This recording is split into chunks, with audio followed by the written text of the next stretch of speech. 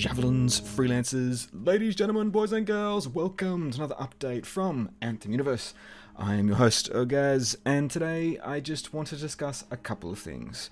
It's been a day for me since the announcement, and I've had some time to get my bearings a little bit, and hopefully be a little bit more presentable, perhaps, than we were in the video earlier yesterday. But I just wanted to cover a few points, address this post-mortem question, explore a little bit about where BioWare is leaving this, what you need to know as a freelancer as you continue the game, if you are continuing the game, what could have been to a certain extent. But thank you for joining us. It's, as I say, it's a tough time for the freelancers out there that just wanted to have this game continue.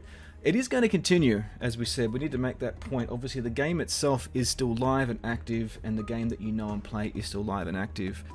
And I'm going to be really blunt and say that I think I had more enjoyable time with Anthem from level 1 to 30 than I did post. And I think most of you here will agree with that. The loot game was always a challenge. The end game lost content and got boring rather quickly comparatively to some looter shooters.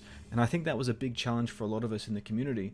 And most importantly, the loot drops were always a challenge. So I think for a lot of people, the experience we've had endgame has been the most difficult.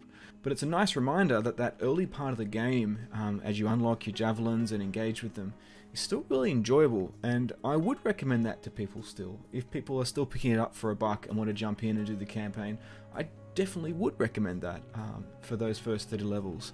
Or at very least until the end of the campaign, where you're probably going to be around level 23, 24, off the top of my head if I recall.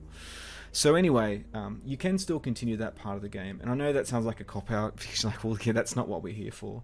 And I get it if you've been, a long-standing freelancer like a lot of us have. But it is, some silver lining to where we are. But that said, as per my last video, there will be no new content for Anthem. And we've had some commentaries about, okay, what does this mean actually? And maybe there'll be another stronghold, or will there be another... No. There is no reason for BioWare to invest any development time into creating or updating or patching contents. We're at 1.70, and I strongly suspect that we will stay at 1.70 unless something bizarre happens, like a server-side break that results in a huge problem on their end that they have to fix. I can't see there being any reason why BioWare would provide any additional updates to this game, patches, content, etc. I hate to say that. It makes me a little bit tearful saying it, but it is a reality. So let's make no mistake there. You can still play the game. The game is still running, and I still, as I say, recommend jumping in for levels 1 to 30. You can have a lot of fun. But if you're at endgame and you want to grind for loot, it's your call, whether you see the value in the legendary grind beyond that. So that said, I wanted to cover a few points here about this BioWare response and about the post-mortem. My first takeaway from the last 24 hours has been, leave EA and BioWare alone. And I know that sounds kind of, again, what? Weren't they the guys that did... Well, as was so well put by Ryan Duffin, who's actually ex-BioWare, he's the animation director at the moment for Perfect Dark, which is a really exciting game. He said, "Sad news about Anthem. Please be kind to the devs. I assure you, they're more hurt than you are." And I think it's bittersweet reminder, I guess. We're all frustrated. I've put 4 years, and we've put 4 years here into building this out and to really creating something we thought was for a game that was going to be right up our alley. And, call me a blind fool if you like for that. I'll take that. But at the end of the day, he's right. Ryan is absolutely right. If I feel like this, and some of you guys have felt like how you've commented, imagine how if you've worked on this and this is your baby and this is your project and you've done this for the last 6-7 years in design, that would be difficult. Tough pill to swallow. So, yes, that's a nice reminder. Another tweet came from Mark Dara, who, if you remember, was the ex-BioWare lead for Anthem, and in fact, arguably one of the guys that helped salvage a lot of the challenges that they were having with Anthem back in the day. And he simply said, game development is hard. Short and sweet, but yeah, it is a reminder for where we are. And it's also a reminder for, obviously, there's other BioWare developers and ex-developers. There's a lot of people that were on contract for Anthem that we've spoken to on Twitter today and that we have spoken to in the past that are on other projects now. I can name 3 or 4 off the top of my head that I know very closely that I met in Canada and in other areas in the world that don't work on the project anymore, but hold Anthem still very close to their heart. So if you're feeling like dirt, you know, good. It is how it is. But just remember, if you're feeling that, imagine how the devs are feeling. That must be horrible. At the same time, I also am very cautious about pointing fingers. We had a great tweet from Sarah Sachner earlier, who was showing her love for Farewell to Anthem, and she was the one that created music and so on.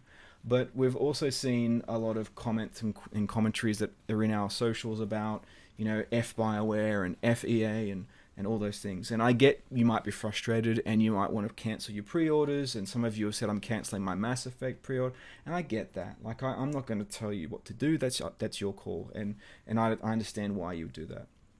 But I think what we sort of got to remember, I guess, is from a business standpoint, I can't point the finger. It's hard to point the finger in one direction. A lot of people are pointing at EA, but you've got to remember that this is a BioWare project.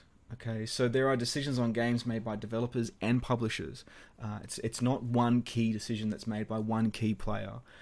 There might be obviously weighting that's applied to certain topics, but you're looking at things like project milestones, you're looking at things like player base, you're looking at things like revenue projection, you're looking at things like current team structure and culture, you're looking at things like development priorities and their pipeline of their projects that they've got to get out there. And I think it's tough. It's horrible, and it sounds like I'm bringing down the thing that we love so much to a business, but at the end of the day, we do have to keep that in mind. It very much is. EA runs BioWare, and they're the business to make money, and of course that might give you an easy way then to point the finger straight to EA, and I understand that. But at the end of the day, BioWare have operational responsibilities to their staff and to their team, and they have accountabilities to EA as a subsidiary of Electronic Arts. So I think that's the business side covered. So I find it very difficult to just point a finger, and I don't think it's really worth your time to be doing that either. Just bear that in mind. This wasn't a decision by one party. This is a collaborative conversation, and the only people that know the struggling elements of Anthem are BioWare. So if you're wondering like who told EA that the Anthem was struggling, then it's only going to be BioWare. They know it much better than EA does from a business point of view. Whereas business for EA is obviously looking at the financials and the data. Just a point to remember. Some other questions and topics that have come up which have been really interesting. Number 2 was, can another developer just take on Anthem? No. EA is not a small indie publisher or a dev. It would not be prone to do anything like this. The likelihood of a large company like EA handing over their IP, the assets, the development tools, and all the things for Anthem would be next to zero. Not to mention that it's built on a Frostbite engine, which, as we know, is a proprietary engine by EA, and DICE, which is owned by EA. It would make no sense. So the likelihood of another dev taking on Anthem or being able to live it in another way, no. Not a chance. I'll definitely know. A third thing that came out was modders. What about modders? And that's a really good question. A little secret that some of you guys might not know is that I actually have done a fair bit of modding in my time. I have scripted bots into the old ID3 tech engine from Medal of Honor, so I used to code bots into those back in the day when I was a teenager.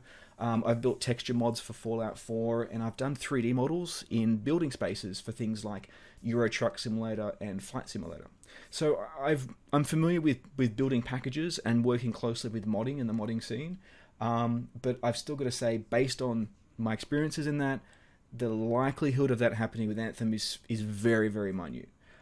What I mean by that is that, well, we have been able to decrypt game files. So if you look at the Anthem game, it's actually a compressed series of images, files, and data.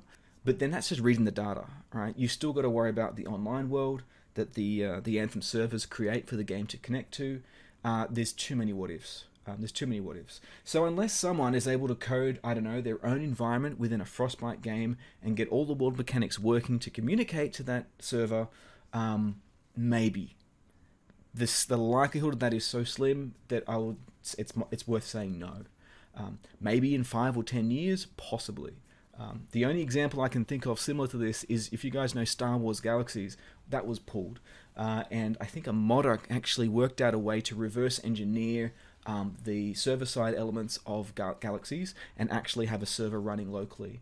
Pretty cool. But, no. Frostbite, EA, there's too many what ifs and there's too many question marks. It's very difficult and would take a very dedicated, experienced team a lot of years to get anywhere close. And I don't know if the game has the momentum for that, sadly. But that said, if there's modding, I will be there 100%. We will mod the shit out of it. Don't worry about it. I will bring models in and import like nothing else. We will have animated Marshmallow Man walking around, walking around Bastion if you want. But no, until we get there, I would say no. No modding. Number 4, some people said, what about the franchise? And I thought about this. I reckon, and I firmly believe that the franchise will make a comeback. I think it's being shelved and rethought. If I was EA, that's exactly what I would do. I'd put that product on the shelf, I'd put it out of sight, remove it from the immediate scene, and hold on to it as a property. And then do something with that later. I don't know. Is it a mobile game? God, I hope not. Is it a big blockbuster in 10 years' time? Is it an RTS? I don't know. There might be avenues that they can leverage the franchise. But again, I don't know if that's actually a reality necessarily at this point. But that's how I would approach it. If I was working on this brand, I would shelve it and come back to it. It's just not something that's going to be very prominent right now, given obviously what's been happening around the game itself. Anyway, something to think about. Good questions, though. Another question that we've been thinking about is, well, what if? And I hate this question. It's kind of pointless, I suppose. What if the game was greenlit? And I always felt, launch on Steam, on PC, go to free to play, and then introduce a paid model for DLC, additional content. That would have made a lot of freelancers frustrated because we've paid good money for this game already, and I don't think it would have gone down well. But I honestly believe, had they gone to Steam, they would have got an interesting and engaging amount of players, especially if it was a free-to-play, to be able to jump in the servers and to enjoy the game. It would increase the engagement with the game. But then you still have the same problem where we've got the challenges with endgame, the challenges with loot progression, and so on. So is there a bit of a fait accompli? Is it kind of defeated before we think about it? I think probably. So again, that's probably a throwaway, completely useless point on my part. But that's how I'd approach it if the game was greenlit. Anyway, those were, I guess, my points in terms of where we've been and where I think Anthem's going to go and what we can and cannot do with the franchise moving forward. It's been a tough day, and I really thank you guys for chilling out and watching some of the vids with us. Maybe this is kind of therapeutic. Maybe it is for you too. It's definitely for me. We'll be doing a couple more vids, so please stick around. If you still have that passion for Anthem, we'll still be playing, as I said in the video this morning, probably not as much, at least not this weekend. I'm definitely looking forward to jumping into that Outriders demo, I've got to say. That'll probably be a good weekend escape. But that said, thank you again, freelancers, for being a part of the community. We'll continue this journey along with our Anthem content and with future content that we'll start to plan and roll out. But other than that, guys, thank you for joining us once again. Javelins, freelancers, we will see you next over the wall.